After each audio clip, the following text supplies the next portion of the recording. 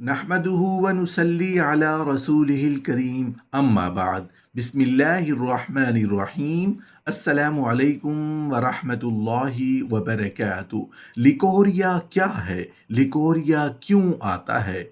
Leucorrhoea का इलाज क्या है? इस बात में कितनी सदाकत है कि लिकोरिया हड्डियों को कमज़ोर कर देता है। क्या ये बात दुरुस्त है कि लिकोरिया की वजह से औरतों की कमर और हड्डियों में दर्द रहता है? लिकोरिया के दिनों में सर दर्द क्यों होता है? लिकोरिया की वजह से जिस्मानी कमजोरी होती है या नहीं? मुकम्मल तफसील जानने के लिए वीडियो को आखिर तक ज़रूर देखिएगा। मोहतरम नाजरीन, बहुत सी औरतों को सफ़ेद पानी की शिकायत होती है। जैसे मर्दों को एहतलाम होता है, कभी कभी हो तो फितरी चीज़ और अच्छी बात है। इसी तरह औरतों को भी अगर कभी कभी ये सफ़ेद पानी आ जाए तो कोई मसला नहीं है, कोई परेशानी वाली बात नहीं है। लेकिन कुछ औरतें बिला वजह लिकोरिया को इतना सीरियस ले लेती हैं, इस सफ़ेद पानी के साथ वो फजूल में अपने आप को उलझनों में उलझा देते हैं। जैसे कहा जाता है कि आ बैल मुझे मार वाली बात है। लिकोरिया आना स्टार्ट हो जाए, सफ़ेद पानी स्टार्ट हो जाए तो कोई परेशानी वाली बात नहीं। कुछ खवातीन ऐसी होती हैं जो ये समझ रही होती हैं कि लिकोरिया की वजह से उनकी हड्डियां घुल कर निकल रही हैं या उनके पट्टे घुल कर निकल रहे हैं, और वो उसकी वजह से कमर दर्द और पता नहीं किस किस किस्म की शदीद कमज़ोरियों का शिकार हो रही हैं। इसमें बिल्कुल भी कोई हकीकत नहीं है। एक स्पेशलिस्ट डॉक्टर जो कि मखसूस मर्दाना और जनाना अमराज का माहिर है, उसके मुताबिक लिकोरिया आम तौर पर उन तमाम डिस्चार्ज रतूबतों को कहते हैं जो कि बच्चा दाने के रास्ते से खारिज होती हैं। ये नॉर्मल भी हो सकती हैं और उनके पीछे कोई बीमारी या कोई वजह भी हो सकती है। आम तौर पर लोग उसके बारे में बहुत ज़्यादा कहावतों पर यकीन रखते हैं। कहावतें वो होती हैं जो जिनको लोग सही समझते हैं, असल में वो सही नहीं होती। अमूमन ख़वातीन ये समझती हैं कि लिकोरिया में उनकी हड्डियां पट्टे घुलकर लिकोरिया की शक्ल में निकल रहे हैं, तो इसकी वजह से कमर दर्द और कितनी शदीद कमज़ोरियों का शिकार हो रही हैं। इस हवाले से माहिर डॉक्टर का कहना है कि इसमें कोई सदाकत या हकीकत नहीं है। सबसे पहले ये देखते हैं कि लिकोरिया की वजूहात क्या क्या हो सकती हैं। लिकोरिया आम तौर पर आपके जिस्म की नॉर्मल रतूबत होती है, जैसे हमारे मुंह में थूक होती है, ये कोई बीमारी नहीं है। इसी तरह जो रतूबतें बच्चादानी के ज़रिए खारिज होती हैं वो भी नॉर्मल हो सकती हैं, जैसा कि कुछ मखसूस अय्याम में, जैसे प्रेगनेंसी में ये बढ़ जाती हैं, या अगर आपको कोई हार्मोनल्स दवाइयाँ ले रही हैं उसमें ये बढ़ सकती हैं, या मियाँ बीवी जब आपस में करीब आते हैं तो तब ये रतूबतें बढ़ सकती हैं। लिकोरिया के इलाज के लिए उस वक्त आपने किसी के पास जाना है जब उसकी वजह से आपको तकलीफ हो रही हो, जैसा कि उसकी वजह से आपको कोई बर्निंग हो रही हो या जलन हो रही हो या खारिश हो रही हो, या फिर पेट के निचले हिस्से में दर्द हो रही है, या स्किन पर कोई रैशेस बन रहे हैं, या फिर उसकी जो रंगत है, जो नॉर्मल लिकोरिया है उसकी रंगत आमतौर पर बिल्कुल ट्रांसपेरेंट यानी पानी की तरह होती है, या थोड़ा बहुत उसमें कोई वाइट कलर हो सकता है। लेकिन अगर ये बहुत ज़्यादा वाइट है या फुटकियों की शक्ल में है या ग्रीन है या येलो है या उसकी वजह से कोई मसला है, तो उस सूरत में आपको किसी डॉक्टर से रब्ता करने की ज़रूरत है। इसमें यह चीज़ बहुत अहम है कि ये कुछ बीमारियों की तरफ से भी इशारा हो सकता है। जब आपको लिकोरिया हो रहा है, बहुत सारे इन्फेक्शंस हैं, उनकी जो शुरू की अलामात हैं उनमें से एक भी लिकोरिया हो सकता है। ये इन्फेक्शन बैक्टीरिया के भी हो सकते हैं, ये इन्फेक्शन वायरस के भी हो सकते हैं, वो इन्फेक्शन फंगस के भी हो सकते हैं, और वो वायरस कुछ बहुत छोटे जरसूमे या खुलिए की तरह एक किस्म के एनिमल्स होते हैं जिनको पैरासाइट कहते हैं। उनकी वजह से भी हो सकते हैं। सबकी तशख़ीस के अलग अलग तरीके हैं और सबका अलग अलग इलाज है। इसलिए सबसे पहले तशख़ीस ज़रूरी है। अगर हम इलाज की बात करते हैं तो इलाज में सबसे पहले एक कहावत है कि परहेज़ इलाज से बेहतर है। सबसे पहले तो आपको ये सीखना होगा कि क्या तर्ज़ ज़िंदगी हो जिसमें एब नॉर्मल किस्म का लिकोरिया या बीमारी की वजह से लिकोरिया है, वो आपको नहीं होना चाहिए। सबसे पहले इसमें जो चीज़ है वो सफाई का ख्याल रखना। अगर आप अपने जिस्म की सफाई का बहुत अच्छा ख्याल रखें और ख़ास तौर पर उस एरिया की सफाई का बहुत अच्छा ख्याल रखें तो आप इससे बच सकते हैं।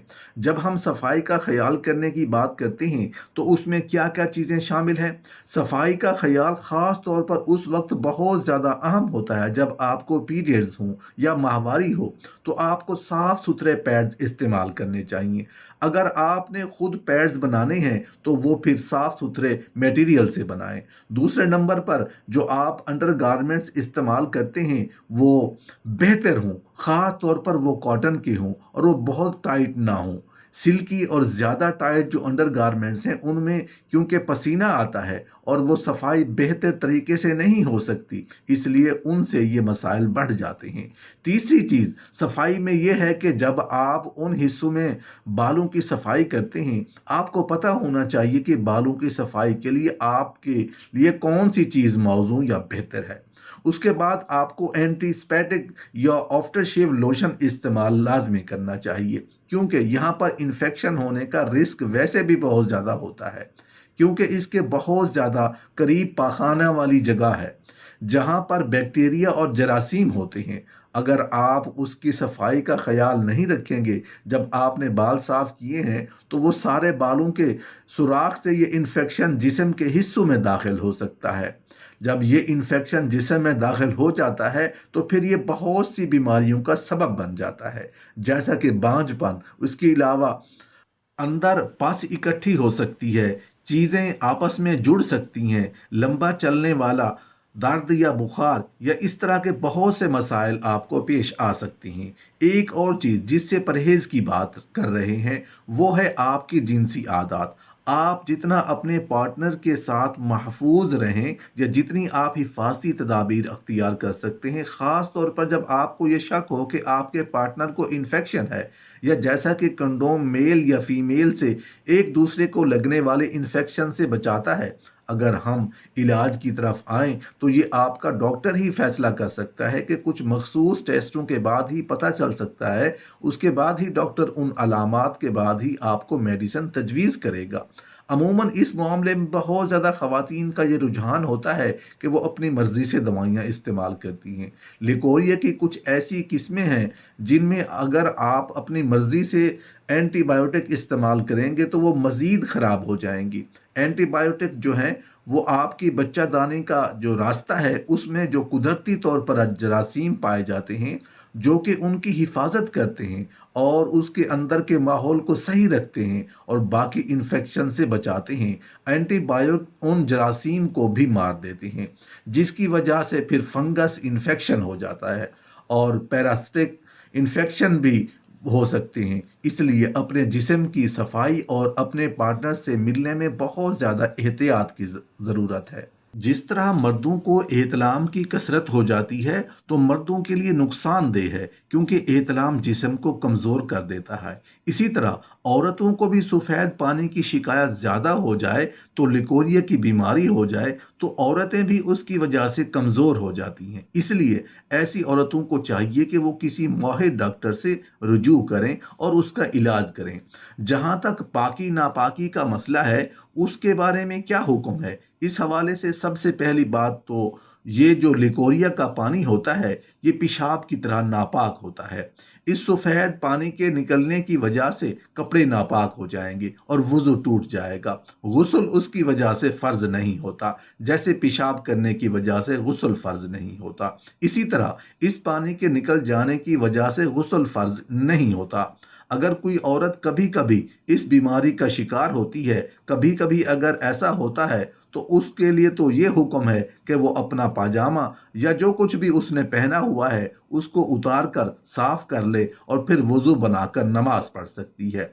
لیکن اگر کسی خاتون کو یہ بیماری شدت اختیار کر لے، یعنی پوری نماز کا وقت نکل رہا ہے اور اتنا وقت اس کو نہیں مل پاتا کہ وہ اپنے کپڑے صاف کر لے اور وضو بنا کر نماز پڑھ لے، اتنا وقت بھی نہیں مل پاتا اور مسلسل پانی بہہ جانے کی شکایت ہے، تو ایسی صورت میں وہ عورت اب معذور کے حکم میں رہے گی۔ معذور کا مطلب یہ نہیں کہ نمازیں اس پر معاف ہو گئیں، اس بہتے ہوئے پانی کی حالت میں ہی اس پر نماز پڑھنا فرض ہے۔ بس اتنا ہے کہ جب ایک نماز کا وقت نکل جائے تو اسے اگلی نماز کے لیے تازہ وضو کرنا پڑے گا۔ اس معذور کی وجہ سے اس کو یہ سہولت حاصل ہے کہ اس کے مسلسل پانی نکلنے کی وجہ سے اسے بار بار وضو نہیں کرنا پڑے گا۔ اس کے علاوہ اگر کوئی دوسری وضو توڑنے والی چیز پیش آ جائے تو اس کے لیے اس کو مسلسل وضو بنانا پڑے گا۔